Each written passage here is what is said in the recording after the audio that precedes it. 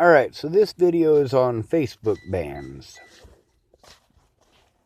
I've been on quite a few Facebook bans for things that aren't actually against the Facebook rules.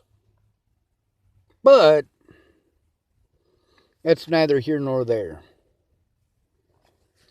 A lot of the people who were sticking up for me, especially right at the beginning, all they had to do was shut down my voice long enough for their slander to be heard and, well, for them to paint me as a bad guy. Then they could do whatever they wanted. This is the exact same thing that the Bollingers did. They slandered my name to make the things that they did okay. And then they had other people do their dirty work so that they are magically absolved. Alicia Bollinger belongs in prison with her father. And I don't mean in the same cage either, because I don't think either one of them should get laid. You don't like the way I said that? Well, let's take a look at the information here. Let's look at the facts. How many times did I molest Alicia or Natalie? That would be 0. 0. I have yet to see one single thing from Natalie saying that I did any such thing. I have yet to see one thing out of Alicia saying that I did any such thing. But because they're not the ones slandering my name, it must be okay, right? Except they did. They did slander my name. I was never allowed to defend myself against it. Alicia Michelle Bollinger. She knows the truth. She won't come forward. She doesn't have to. She's got other people to do her dirty work for her. She's got other people to threaten me for her. I'm going to tell you about a woman named Jerry Sparks. Jerry Sparks, almost as long as I've known her, has been addicted to penis. Does that make her a bad person? Hell no. I think it's fine. However, I also know that slut-shaming is something that she finds highly offensive, especially with as promiscuous as she was growing up.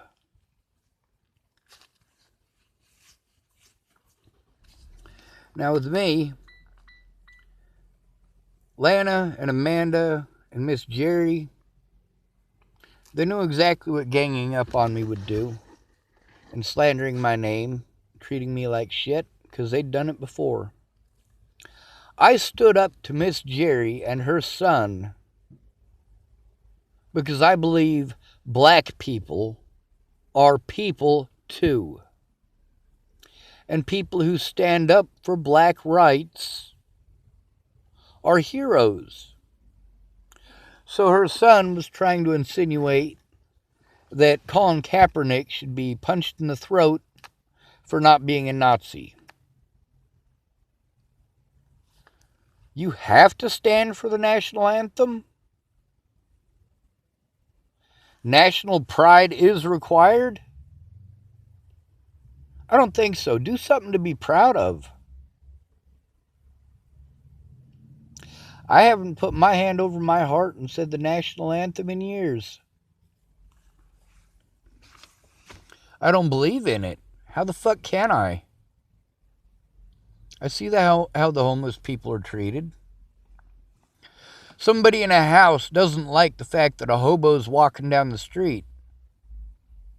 That hobo gets harassed by the cops. Why? Because people are paranoid. Now that hobo pays for a room in that house. He's living in that house, he's paying his rent.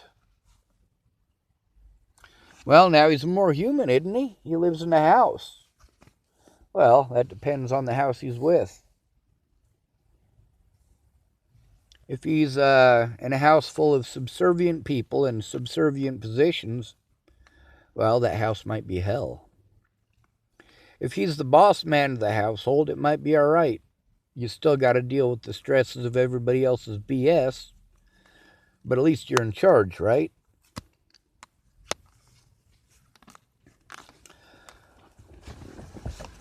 My rights were violated in public, and the American public didn't give a shit.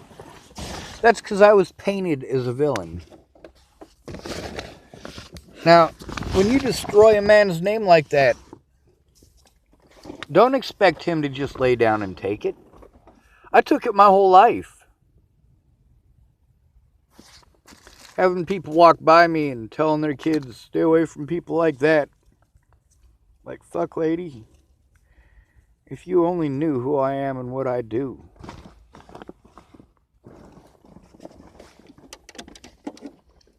There's a lot of stuff that's fucked up in the world right now, and most of it is that the bullies work together while the rest of you are conditioned for cowardice. You are conditioned to hide in a hole. I always have a craving to crawl into a hole. I really do. To live in a hobbit hole. See, I want to build a castle for my loved ones, and then I want to live outside in a hobbit hole.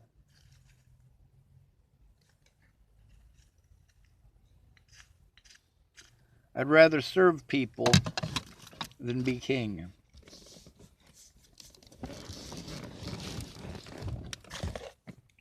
I'd rather be the janitor than some fancy fucking emperor motherfucker who feels self-entitled. Now, there are certain entitlements for which I have been denied.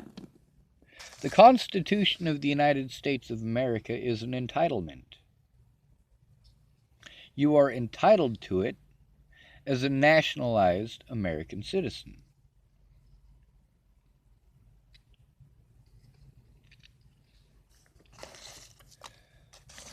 The Constitution doesn't just apply to citizens, though. It applies across the board. Immigrants have just as much access to the Constitution as anyone else. Or at least they should. Now, a lot of folks are like, man, we don't want no illegals over here. Well, that's fine. Go back to Europe. If you're going to be calling a kid that was born in San Antonio, Texas, an illegal immigrant, you got some serious issues. If you're going to send somebody who was born in the United States over to Mexico because his ancestors were Mexican, then you need to chop off all the parts of you that are not Native American and ship them to Europe, or Africa, or Asia, or Australia.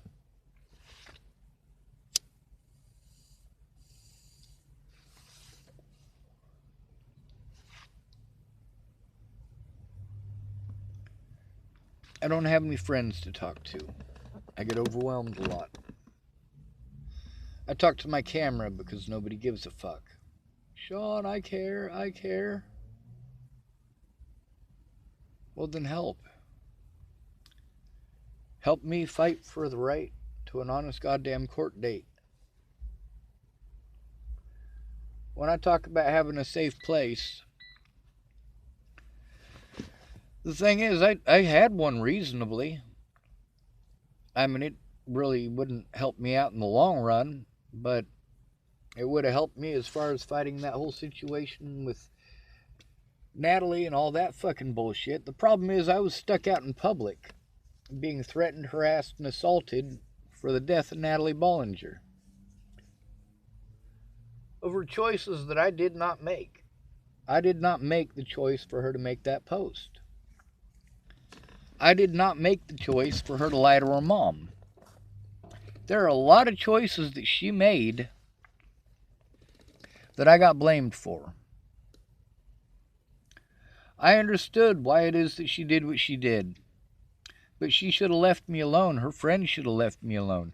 And that's the fucked up part. is that Natalie did leave me alone. I was glad for that. She didn't call me up to harass me or bug me or any sort of crazy shit like that. I felt we had a good, clean break. When I left Virginia, I called up Miss Maddie to let her know what was going on and let her know that I was coming home. She didn't care. Much like most of you, you didn't care about the truth. You just assumed that I was the guilty one and she was the good one. Pierre, he tells me, Sean, you're a good man, you're a good man. Natalie was evil. Really, dude? Say that in public. I went to you for help, Pierre. You said, Sean, if you ever need anything, let me know.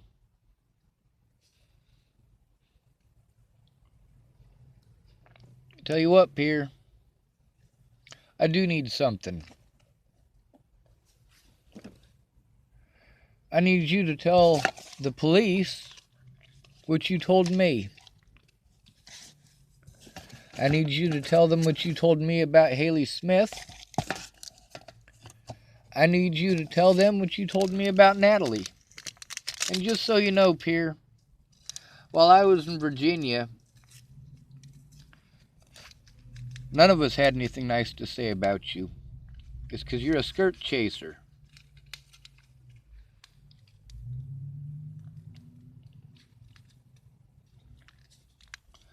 I got treated like I was someone like you, Pierre.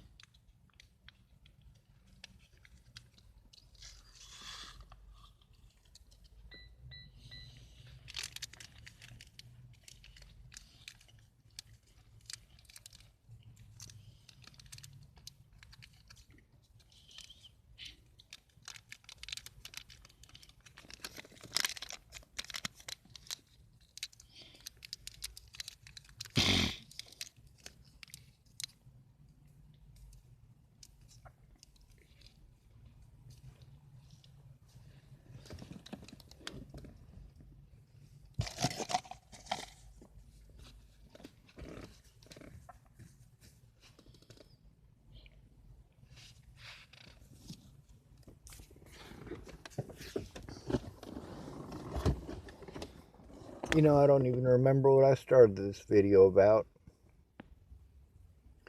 I suppose it doesn't fucking matter.